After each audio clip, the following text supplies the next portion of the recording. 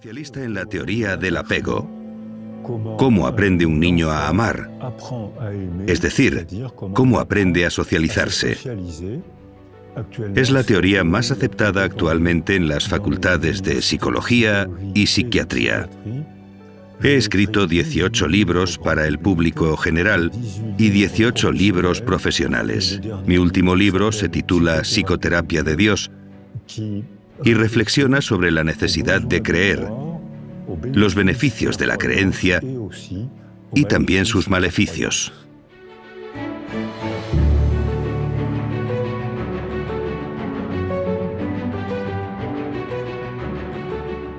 Hola. Hola. Señor Cyrulnik. Me llamo Violeta. Hola, Violeta. Yo soy psicóloga. Y estoy muy contenta de que esté hoy con nosotros para compartir un poco de lo que sabe. Para empezar, nos gustaría hablar del término resiliencia, por el cual es usted una persona de referencia a nivel mundial. Da la impresión de que, últimamente, el término resiliencia está de moda. Mucha gente habla de él.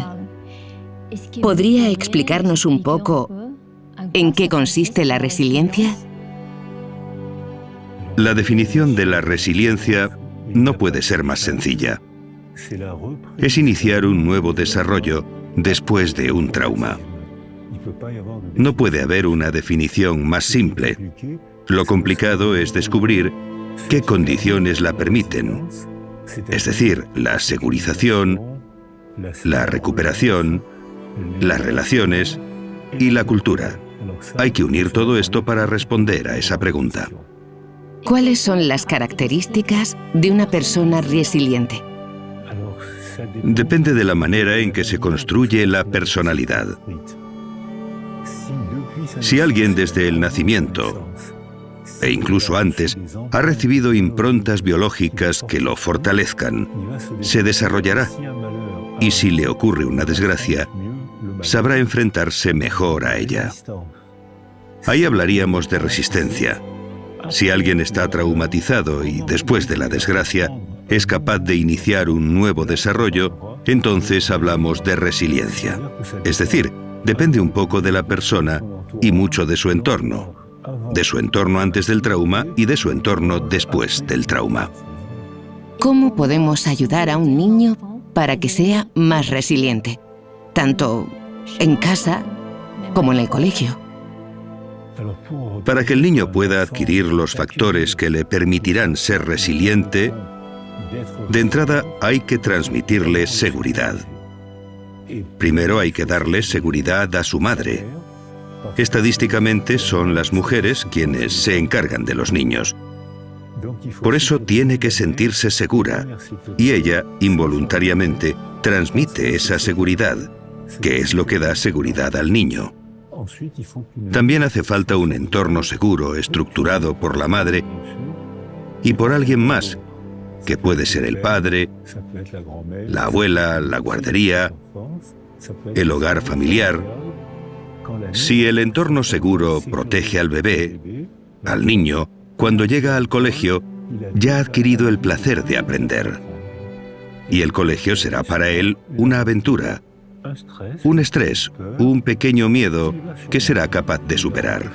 Volverá por la tarde a su casa y estará orgulloso de sí mismo. Le contará a su mamá lo valiente que ha sido y lo que ha acontecido en el cole.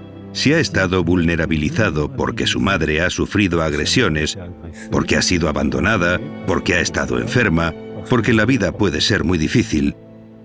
Pero los dos grandes factores que vulnerabilizan al bebé son la violencia conyugal y la precariedad social. Es decir, que si alrededor del niño hay violencia conyugal, quien sufre es el bebé, aunque nadie lo toque. Si los padres viven en la precariedad social, algo que cada vez es más frecuente, son padres que no están disponibles, no tienen ganas de jugar con el niño, están tristes, y el entorno que envuelve al niño no le aporta seguridad. Y por eso vemos grupos de niños que no se sienten seguros, que llegan al colegio y le tienen miedo, no les gusta nada. Estos niños lo tienen difícil para ser buenos estudiantes. No es porque tengan un cerebro peor, sino porque no han sentido seguridad desde que empezó a construirse su personalidad. Hemos hablado varias veces sobre segurizar a los niños. ¿Podría explicarnos a qué se refiere cuando habla de segurizar a los niños? La definición de segurización es crear un apego familiar.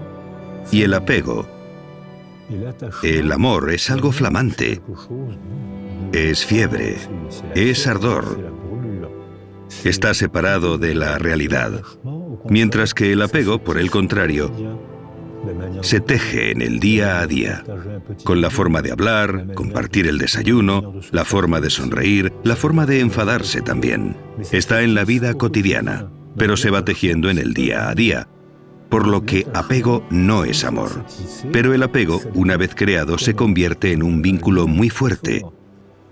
Y los niños se sienten seguros por ese fuerte vínculo, porque es un sentimiento de familiaridad.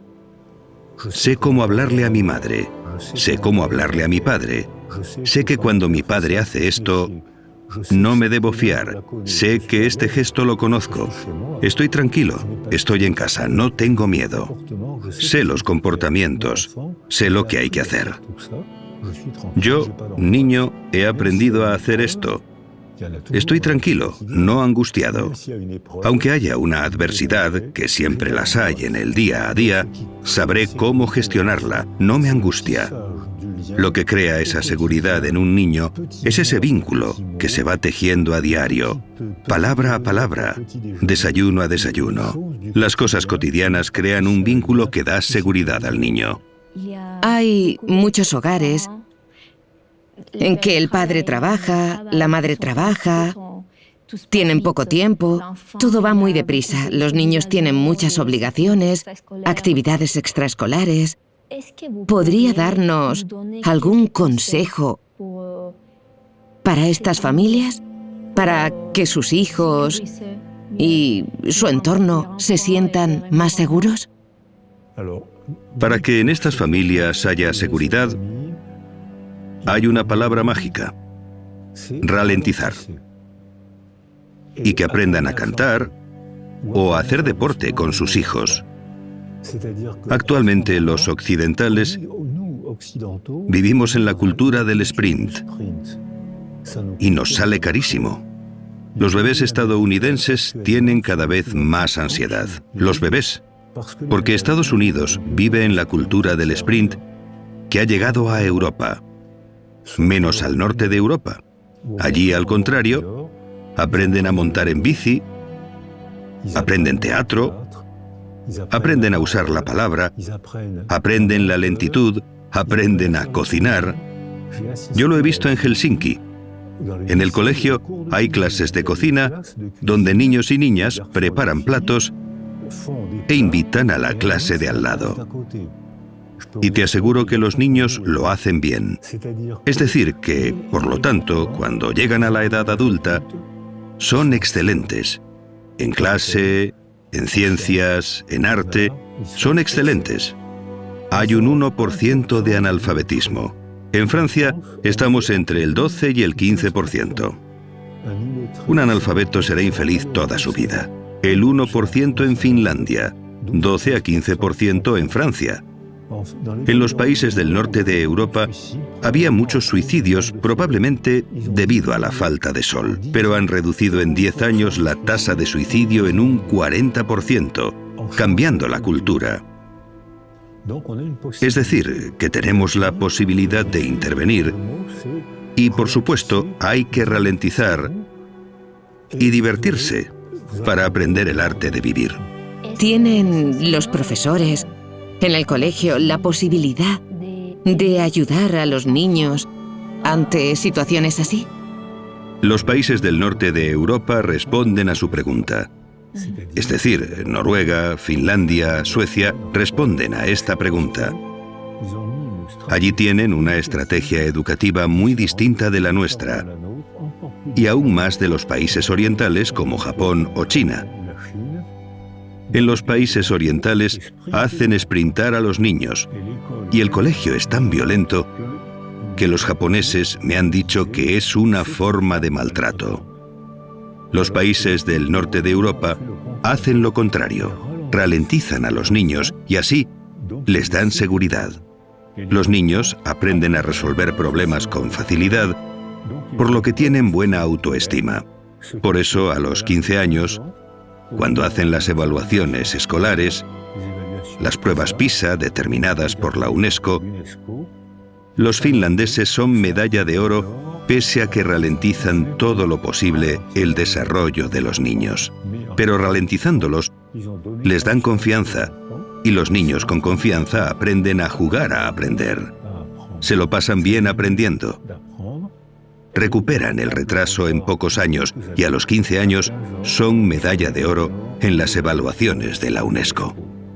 Si no hemos adquirido la resiliencia en la infancia, ¿todavía podemos aprenderla en la edad adulta?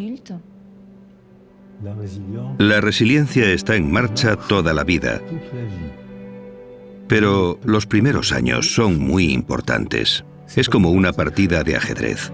Los primeros movimientos son muy importantes, pero mientras la partida no haya terminado, siguen quedando buenos movimientos.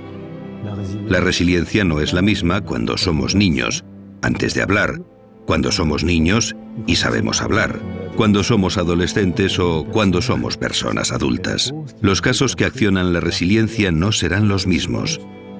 La resiliencia funciona mucho peor pasados los 120 años. Ahí funciona peor. ¿Podría dar algún consejo específico para los adultos que quieran desarrollar la resiliencia? El primer consejo es que no se queden solos. Cuando sufrimos un trauma, estamos tan tristes que nos hacemos un ovillo, apretamos los dientes y nos aislamos. Y esto solo agrava, ya que el recuerdo de la herida se refuerza más y más. Solo pensamos en eso y agravamos el sufrimiento. Así que el primer consejo sería luchar contra uno mismo si nos apetece aislarnos. Y sobre todo, hay que hablar o quedar con la gente con la que tengamos confianza. Puede ser la mujer, el marido, la madre, un amigo, un cura, un monitor de deporte, alguien con quien tengamos confianza. Y no tenemos por qué empezar a hablar de inmediato. Primero tenemos que sentirnos seguros, como los niños, y luego, cuando nos sentimos seguros, podemos reflexionar y podemos empezar a hablar. Aunque no hayamos sufrido un trauma grave, hay cosas cotidianas que pueden influirnos. Un divorcio, un despido. ¿Cómo pueden superarse estas cosas? Es imposible hacer un baremo de traumas. Si alguien ha sido vulnerabilizado durante su desarrollo, todo puede convertirse en trauma. Todo puede ser herida. Una mudanza, una mala palabra, porque se le ha vulnerabilizado antes del suceso. Si antes del suceso ha sido reforzado durante el desarrollo, será muy difícil que se traumatice. Hay gente que atraviesa adversidades tremendas y sufren, pero no desarrollan trastorno por estrés postraumático.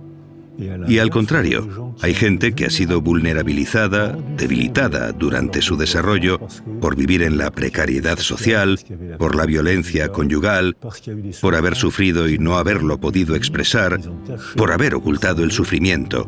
En estos casos, cualquier suceso puede dañar muy profundamente. La diferencia entre el sufrimiento y el trauma es que ahora podemos ver el trauma mediante imágenes cerebrales. Podemos ver cómo funciona el cerebro. Durante un trauma el cerebro se apaga. No funciona o funciona mal. Mientras que en el sufrimiento el cerebro no se apaga. Estás afligido, ansioso, triste, enfadado, pero el cerebro funciona. Mientras que en un trauma se ralentiza, no funciona. Solo muestra colores apagados. Azul, verde, gris. Cuando el cerebro funciona bien porque estamos positivamente estimulados o contentos, el cerebro trabaja y consume energía, y se ve rojo, verde, amarillo, y se desplaza por todo el cerebro. Hablamos de trauma si el cerebro se apaga. Cuando estamos, como en boxeo, KO.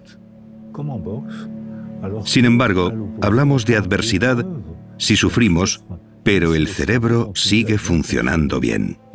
Y funciona bien si ha sido reforzado durante el desarrollo en la infancia temprana. Y al contrario, es frágil si hemos sido fragilizados durante la infancia temprana. No podemos señalar una causa-efecto. No podemos decir que un trauma causa mucho daño. Dependerá de la manera en que nos hayamos construido antes de enfrentarnos a la desgracia o la dificultad. También habla sobre la diferencia entre el trauma y la representación del trauma. Así es. En un trauma se sufre. El sufrimiento forma parte de la condición humana. Estamos dolidos, tristes y sufrimos. Pero después, cuando representamos lo que nos ha pasado, si estamos bien rodeados, si tenemos apoyo y tenemos la posibilidad de reflexionar, de pensar, sufrimos en lo real, pero pronto dejamos de sufrir en la representación de lo real. Pero si nos quedamos solos, solo pensamos en la desgracia. ¿Por qué me ha hecho esto?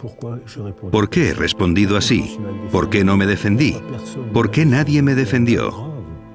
Así agravamos el sufrimiento y nos dirigimos de cabeza a la depresión. Así que depende del apoyo que recibimos después del trauma. Es un apoyo afectivo. No tiene por qué ser un psicólogo.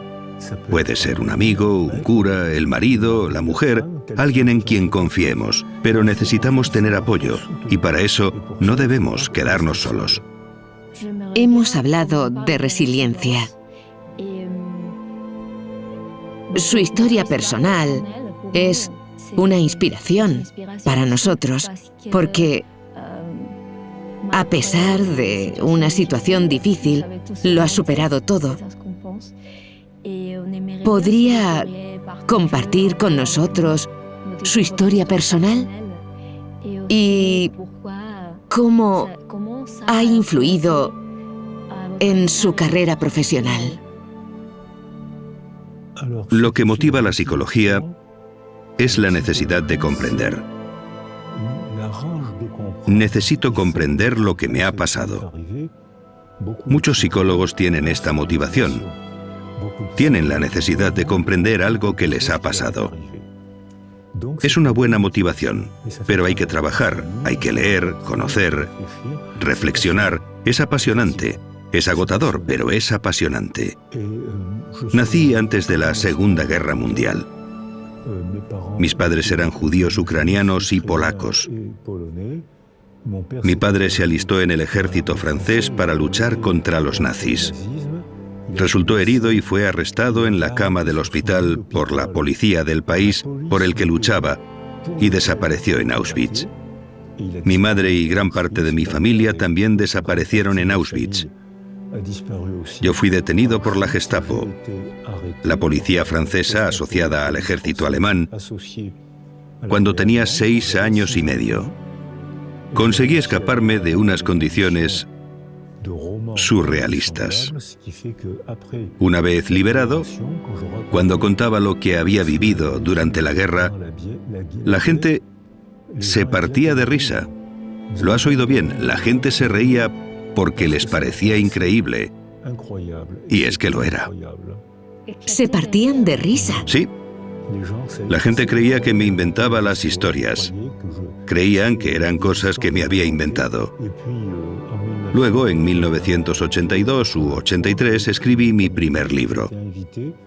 Me invitaron a la televisión francesa en Burdeos, donde me habían arrestado, y alguien llamó por teléfono a un periodista y dijo: ¿ese no es el pequeño Boris al que ayudé a escapar? Y dejó su número de teléfono y su dirección. Llamé a un taxi y fui a ver a esta mujer, que era enfermera de la Cruz Roja. Yo tenía 6 años cuando me escapé. No podía irme muy lejos. Me hizo señas para que me escondiera bajo el cuerpo de una señora moribunda y el coche se marchó. De 1.700 personas arrestadas, hubo 2 supervivientes. Esta señora y yo, que me había escondido debajo de ella. Me reencontré gracias a la televisión de Burdeos con todos los testigos de mi fuga. Ahora tengo relación de amistad con ellos y con sus hijos y les contamos esta historia sonriendo. Porque algo que fue una tragedia durante y después de la guerra, con el paso del tiempo y después de haber trabajado, de haber hecho por comprender por qué los hombres de un país culto, porque Alemania era el país más culto de Occidente en los años 30, país de científicos, músicos. Había un jazz en Alemania muy alegre, precioso. Era el país más culto de Occidente y fue en ese bonito país, en esa bella cultura germánica, donde sucedió una de las mayores tragedias de la historia humana, la Segunda Guerra Mundial y el nazismo. Pero ahora podemos hablar de ellos sonriendo. Podemos intentar comprender. Con los hijos de esta señora y con los nietos de esta señora, bajo la cual me escondí porque estaba moribunda, hablamos de esto sonriendo. Tras haber escuchado su historia, me pregunto, para que un niño sea más resiliente, ¿los factores proceden del nacimiento? O sea, ¿son genéticos o tienen que ver con el entorno? El factor genético juega un papel muy pequeño. El sexo está determinado genéticamente. El color de los ojos, el color del pelo. Hay 7.000 enfermedades genéticas. Todo esto no dice prácticamente nada de la condición humana. No he hablado del desarrollo del bebé en el interior de la madre las últimas semanas de embarazo. Ahora sabemos que hay una comunicación intensa entre la madre y el bebé. No he hablado del entorno seguro, no he hablado del colegio, no he hablado de la cultura. El factor genético existe, pero no dice casi nada de la condición humana. Así que sí, la genética afecta, pero muy poco. Todo lo demás es afectivo y cultural. ¿Vivir un trauma o vivir una situación de aislamiento afectivo, de carencia, puede afectar al desarrollo neurológico de un niño? Esta cuestión es importante. Sabemos desde la Segunda Guerra Mundial que los niños, los ingleses que estuvieron bajo el bombardeo del ejército nazi, quedaron muy traumatizados. Vieron morir a sus padres y ellos quedaron enterrados entre los escombros. Fueron acogidos por Anna Freud, la hija de Sigmund Freud. Estaban acogidos en Hampstead, un barrio de Londres. Todos estos niños tenían un retraso en el desarrollo y no se sabía explicar. Ahora sí que sabemos, gracias a la psicología y la neuroimagen. Se pueden hacer pruebas de desarrollo y ver que esos niños tienen un retraso.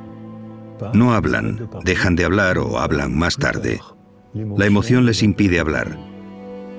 Y en un análisis cuantitativo se ve que estos niños no segregan hormonas del crecimiento ni hormonas sexuales, lo cual explica por qué las carencias afectivas tienen esa dimensión.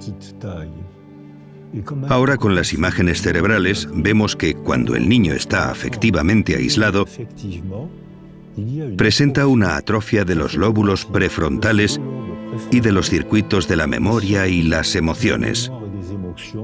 Y por contra presentan una hipertrofia de una serie de neuronas que tratan las emociones insoportables. Esto hace que los niños que han estado aislados o privados de afecto en la edad temprana, más adelante y durante toda la vida, si los dejan solos, interpretan toda información como una agresión. Tienen miedo de todo. Se sienten agredidos por todo. No hay que mirar en el contexto, sino en la infancia temprana, cuando fueron privados de afecto. Se tienen que tomar decisiones políticas. Las mujeres embarazadas tienen que estar tranquilas. Hay que permitir que organicen un entorno seguro desde el primer mes, con la madre, claro, y con el padre o con la abuelita. Y hay que cambiar la estructura educativa para dar seguridad a los niños en lugar de fustigarlos para obtener buenos resultados escolares. A partir de entonces, habrá cada vez más niños resilientes. No se acabarán las adversidades de la vida, pero podrán afrontarlas mejor y no serán prisioneros de la desgracia. Sabemos que entre las personas que han vivido situaciones de vida difíciles, hay muchos pintores, cineastas, escritores. ¿Tiene el cerebro alguna manera de superar o de defenderse cuando vivimos situaciones difíciles? La vida es apasionante y difícil. Suprimir la tragedia de la condición humana. Si cerramos las bibliotecas, suprimimos el cine, acabamos con el teatro, todas las producciones artísticas están hechas para superar la tragedia. Las películas cuentan tragedias, cuentan historias emotivas de gente, de niños que consiguen superar la tragedia. Y para nosotros son maneras de comprender, pero para los dañados, los traumatizados, es también una forma de pedirle al artista que sea su portavoz. Si me ha pasado algo que no tengo fuerza o valor para contar, porque si cuento lo que me ha pasado, para mí será duro y para ti difícil de escuchar, y vas a querer que me calle. Eso es lo que pasó después de la guerra, la negación cultural francesa, y en España puede que también hubiera, igual que en Alemania, y en todos los países que han vivido tragedias en la historia. La negación es protectora porque nos permite evitar afrontar el problema. Pero esta negación que protege obstaculiza la resiliencia porque no afrontamos el problema. Sin embargo, cuando damos la palabra a los artistas, a los poetas, los cantantes, escritores, cineastas, ahí las emociones están controladas, porque podemos hacer del actor.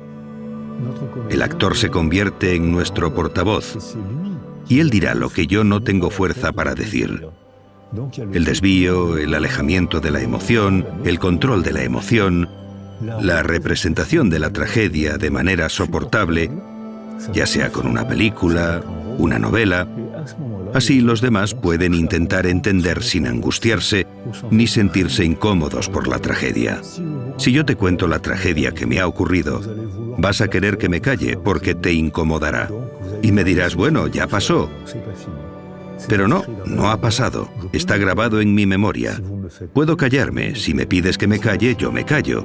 Pero no ha pasado. Al revés, si me callo, le daré vueltas y lo reforzaré. Si te digo, yo no tengo fuerzas para decirlo, pero ve al cine a ver tal película que cuenta una historia de una violación.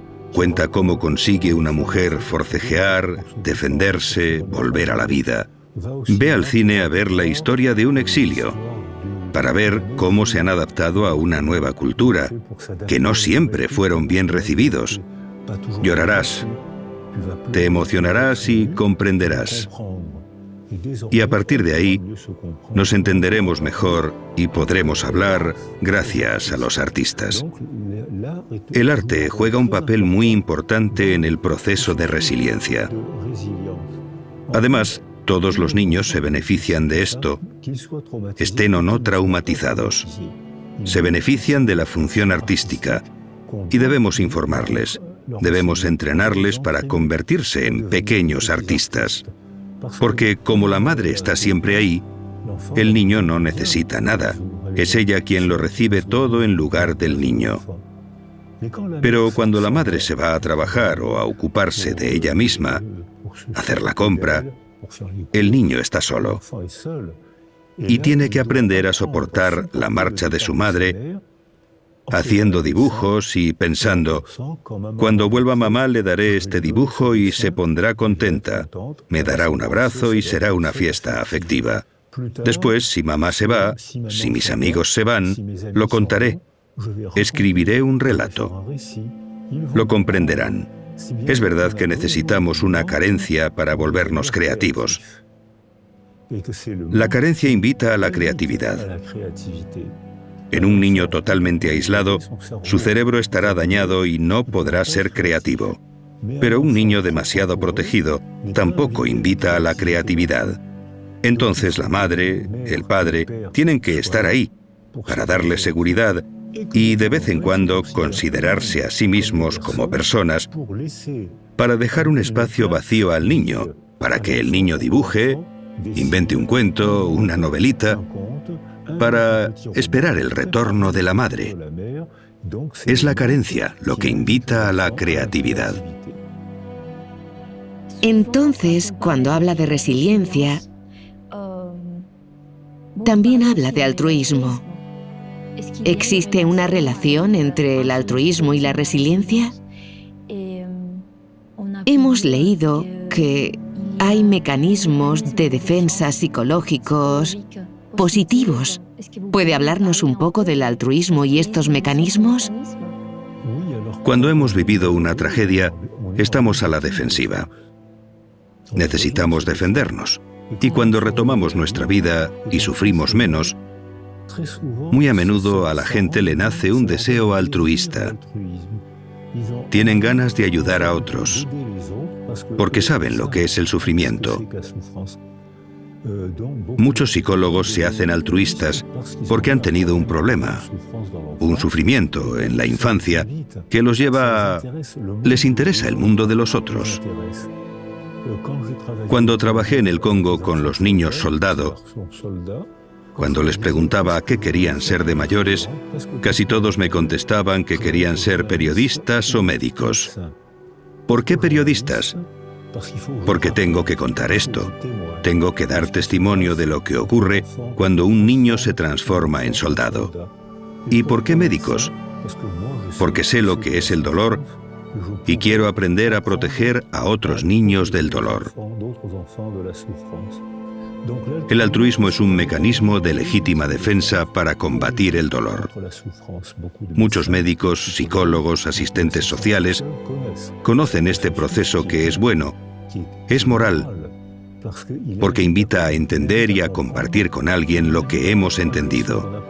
Pero, igual que las madres que deben estar ahí, pero no siempre, el terapeuta, el cura, deben estar ahí, pero no siempre. Es decir, que es necesario que el niño se vea invitado a la creatividad y que lo hagamos coautor de su desarrollo. Yo, adulto, te digo que te comprendo, pero tú, niño, puedes decir lo que piensas. Y así el niño traumatizado o el adulto herido contribuye a la reconstrucción resiliente. Pero hay que tener cuidado con este mecanismo. Hicimos una encuesta en Tolón, donde yo vivo, en la que contrastamos que el 50% de los enfermeros y el 50% de los psicólogos tienen depresión por agotamiento profesional. Porque cuando te centras demasiado en el otro, acabas por descuidarte tú.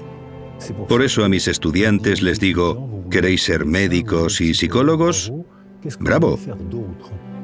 Pero, ¿qué más vais a hacer? ¿Cómo que qué más?, preguntan. Claro, si eres psicólogo, apúntate a un coro y aprende a cantar o a un equipo de fútbol. Haz algo más para preservarte tú, porque tú eres una persona también. No debes sacrificarte por otro. Ayudas a los demás porque es tu vocación, es tu formación, y está muy bien que ayudes a otros. Pero tú también eres una persona, y si te despersonalizas caerás en depresión y no les serás útil a los demás. Cuando habla de altruismo, entiendo que habla también de empatía. ¿Hay diferencia entre el altruismo y la empatía?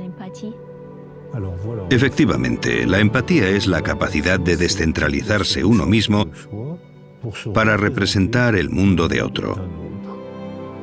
Los niños privados de afecto y los niños aislados sensorialmente, si no tienen a nadie, no pueden aprender empatía.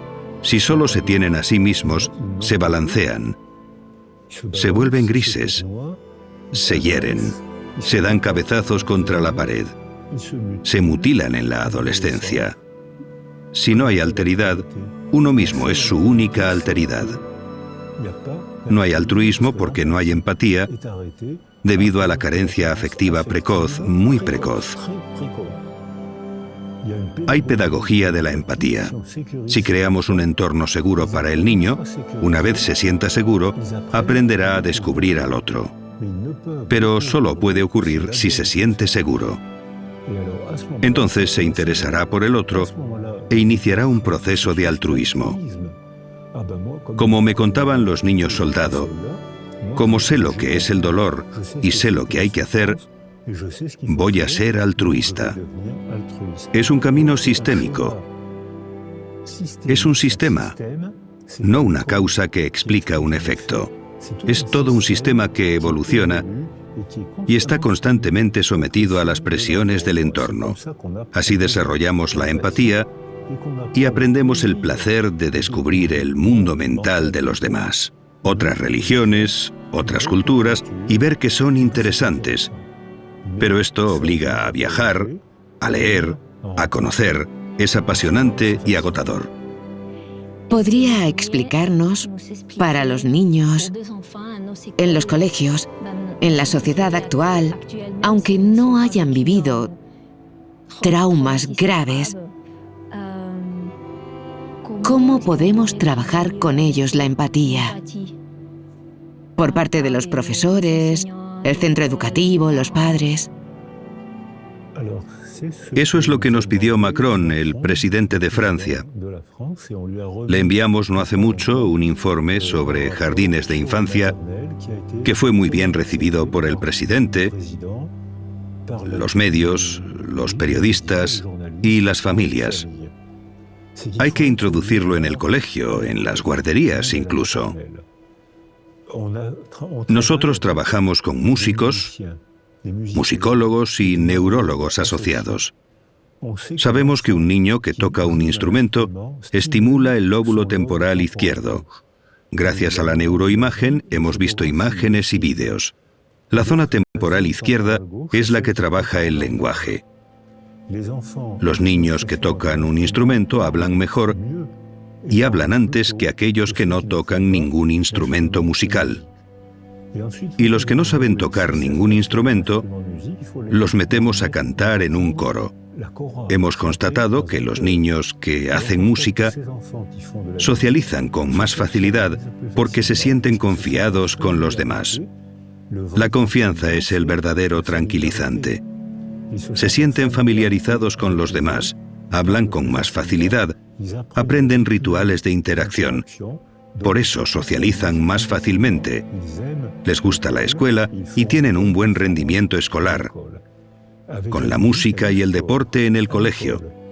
Al hacer deporte estimulamos el cerebro y funciona mejor. Mientras que ahora en Occidente, ¿qué padece todo el mundo? Enfermedades derivadas del sedentarismo, porque hemos descuidado nuestro cuerpo. También el dibujo, el teatro y el cine son excelentes para desarrollar la empatía. ¿Crees que la tuya es la única religión válida y que los demás son infieles por creer en otro Dios? Pues te pongo una película de 1 hora de un niño que cree en un Dios distinto del tuyo y verás que son seres humanos como tú, solo que creen, por su cultura, en otro Dios. Es entretenido, es interesante, a veces es irritante, pero es la condición humana. Por tanto, las obras de arte muy pronto, desde la guardería. Los cuentos enseñan a los niños a expresarse. Y luego hablamos de la moraleja del cuento. ¿Por qué le roban el queso al cuervo? Porque se deja engañar por la zorra. Podemos trabajar las moralejas con cuentos infantiles. Les contamos una historia bonita y les invitamos a convertirse en pequeños filósofos. Y esos pequeños filósofos Son inteligentísimos desde bien pronto. El otro día hablaba con una pequeña filósofa de 5 o 6 años. Hablábamos de la muerte, porque cuando los niños descubren la muerte, es un problema metafísico, es importante para ellos. Le pregunto a mi pequeña filósofa qué es la muerte para ella y me dice, muy fácil, te caes, te quedas frío, te llevan al hospital, te calientan y vuelves. Esto nos permitió hablar de la representación del tiempo en el plano filosófico con una pequeña filósofa de 5 años que lo entendía todo. Entonces creo que el arte, introducido muy pronto en el colegio, la música, el deporte, porque el deporte es una forma de arte, el arte, el deporte, el dibujo, el cine, el teatro, forman parte de la condición educativa, desarrollan la empatía y permiten aprender a convivir mejor. Hay una frase que dice, el dolor es inevitable, el sufrimiento es opcional. ¿Qué opina usted sobre esta frase? Es magnífica, porque el dolor, todos los mamíferos sienten el dolor igual. Por ejemplo, nos quemamos la piel. Hay un trayecto que la une con la médula espinal, llega a la base del cerebro y llega al córtex. Todos los mamíferos sienten el dolor igual. Pero no todos los mamíferos sienten el sufrimiento igual. Si un mamífero o un bebé humano ha recibido seguridad durante su desarrollo por su madre, su padre, la familia, el colegio, el vecindario, las palabras, el teatro, todo eso, cuando recibe un golpe, le duele. Eso es el dolor. El sufrimiento es otra cosa. Si ha tenido una infancia segura, sufrirá mucho menos que alguien que no la ha tenido de pequeño y que percibe la sensación del dolor de forma exacerbada, amplificada. El dolor sin sentido aún duele más. Los seres humanos vivimos en un mundo de sentido. Necesitamos tener sueños y tener recuerdos para darle una dirección a nuestra vida. Si nuestra dirección viene de un dolor no superado, sin resiliencia, al recibir un golpe sufrimos muchísimo y sin posibilidad de modificar ese sufrimiento. Si hemos crecido fortalecidos y con seguridad, recibimos el mismo golpe, una tragedia. Pero hemos aprendido a ser más fuertes que el sufrimiento, que el dolor, y entonces sufrimos menos. Sufrimos una sola vez, como los animales. Y además, si hacemos algo con ese dolor, ese sufrimiento, habremos transformado el sufrimiento en obra de arte. Entre los artistas, entre la gente del cine, se da un número inusualmente alto de niños privados de afecto que se refugian en el cine, que hacen películas muy bonitas y emotivas, porque, al haber sido heridos, han encontrado un medio para transformar esa herida y convertirla en producción artística. La mayoría de las obras de arte son confesiones autobiográficas. Me gustaría que hablásemos de una cuestión de actualidad.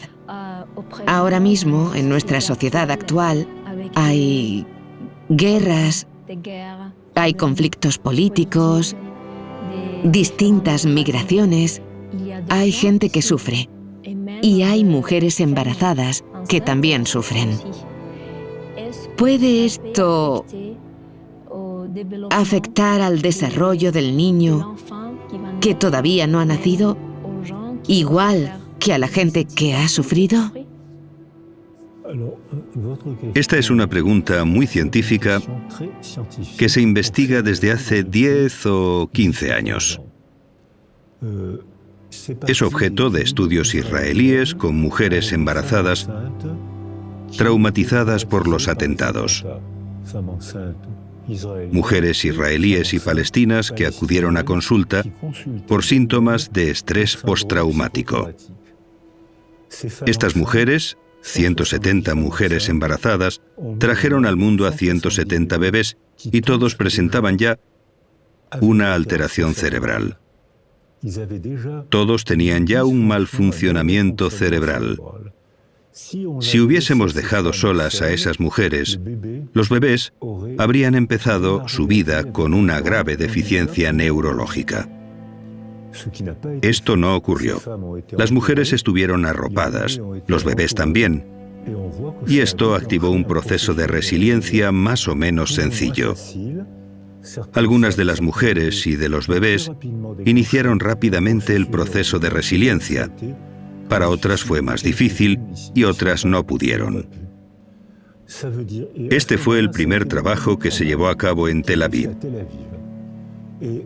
Después llegaron los investigadores en biología y demostraron que cuando el estrés forma parte de la vida. Todos vivimos momentos de estrés. Cuando tienes exámenes, sufres estrés. Forma parte de la vida, pero superas ese estrés y te enorgulleces por ello. Forma parte de la vida y no debemos privar a los niños del estrés.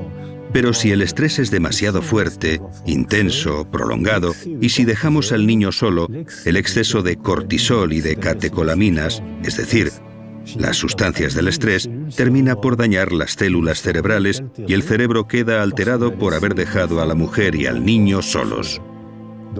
Es decir, hemos dejado que las sustancias del estrés se conviertan en tóxicas para el cerebro.